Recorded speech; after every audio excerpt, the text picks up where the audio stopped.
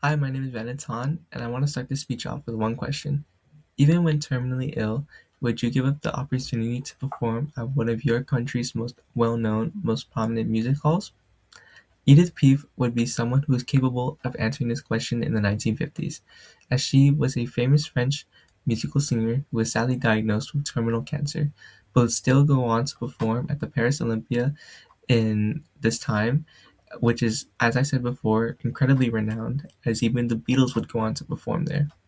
Even more so, she is incredibly iconic with renowned songs that are still being covered to this day, with one of the most recent and arguably most important covers being Celine Dion in the Paris 2024 Olympics doing a cover of Edith Piaf's song Hymne à l'amour. She is a prominent example of doing what you love most in the face of so many setbacks. Now, let's examine the history of her. Piaf was born in Paris, France in 1915, and she already had a jump start in the performing arts as her parents already had careers in the performing arts, with her dad being an acrobat and her mother actually being a singer. She lived her life fairly poorly as she was born in Belleville, with Emma Van Dor saying in The Spectator in her article on Edith Piaf's Paris, "Raised by prostitutes, Edith Piaf became La Môme Piaf, the Little Sparrow, and France's greatest popular singer." Belleville, the neighborhood where she was born, is a rarely explored treasure of Paris.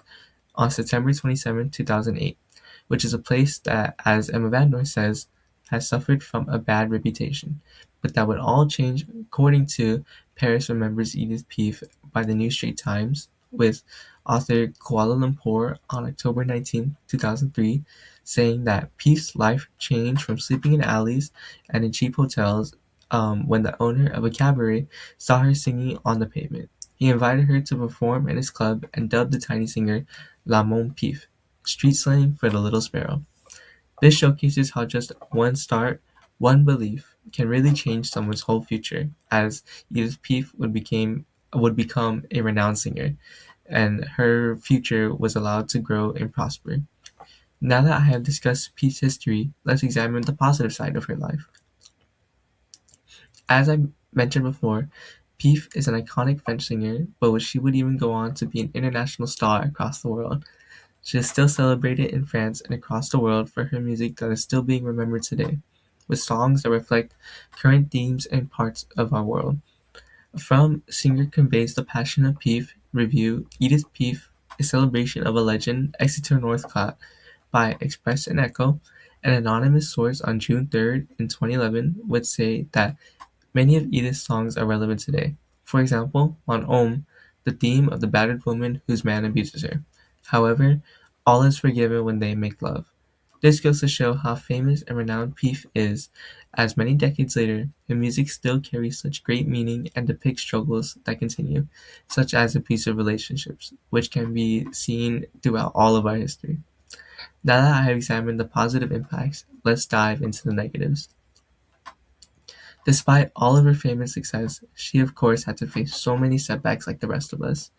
She struggled to survive in the beginning stages of her life and would fall victim to cancer, but still managed to pull through and perform at the Paris Olympia, as I said before.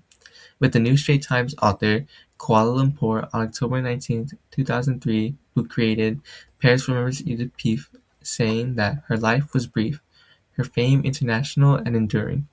In 1961, though nearly unable to stand, Piaf appeared at the Paris Olympia, and within 18 months she was dead of cancer. Her life displays that so many negatives can happen even with the most positives going on in your life, and the obstacle will always appear. It will just be a matter of how you handle them. Edith Piaf is and was a remarkable French singer who is internationally known in spite of living a life with constant setbacks.